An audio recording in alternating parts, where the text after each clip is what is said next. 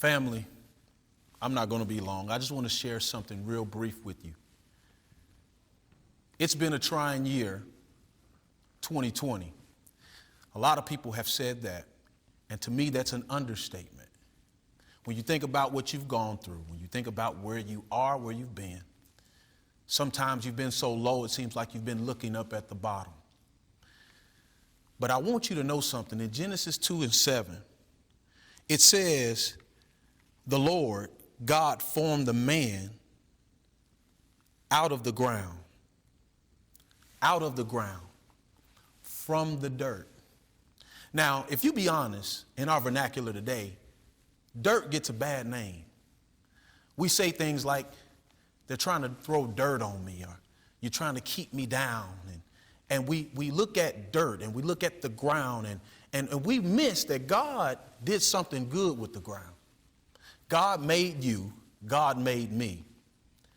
After making us from the ground, he gave us his ruach, his spirit, and man became a living soul.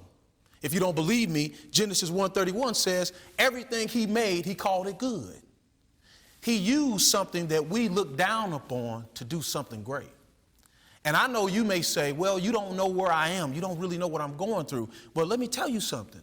It may seem like a dirty place. It may seem like a rough patch, but there's some great things that come from the dirt. As a matter of fact, the things that we eat that's healthy for us have come through the nutrients of the dirt.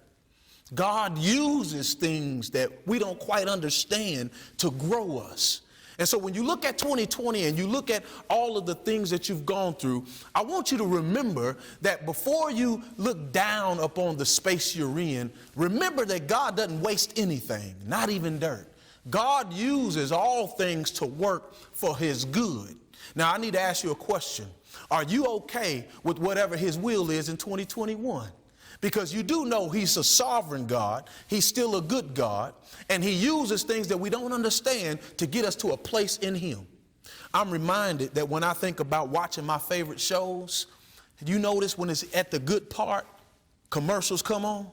Do you notice that you get these interruptions right when you're at your favorite part, or something is about to happen, the climax of whatever you're watching, and all of a sudden a commercial comes on? And if you're like me, you get upset because you just knew you were waiting on what was going to happen next, and they stopped what you were enjoying and what you were engaged in, and they interrupted you with a commercial. Why did I say that? Well, you got to remember, the commercials are the sponsors. And because the commercials are sponsors, they basically pay for you to be able to experience what you're experiencing. And so no matter how much you're enjoying it, the sponsor, because of what they paid, they're able to come in and to interrupt whatever you're doing, whatever you're watching, whatever you're engaged in. So I need you to know something. Over 2,000 years ago, a man named Jesus sponsored us.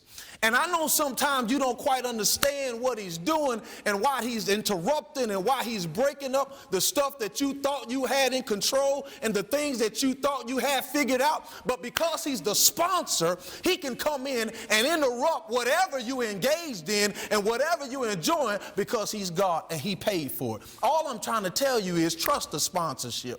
God knows what's best. God has some great things in store for you. And remember, God is in control because he's the faithful God. And because he's faithful, we're going to continue to celebrate his faithfulness. Now, God bless you, and enjoy this next song by my friend John Lakin, Created to Worship.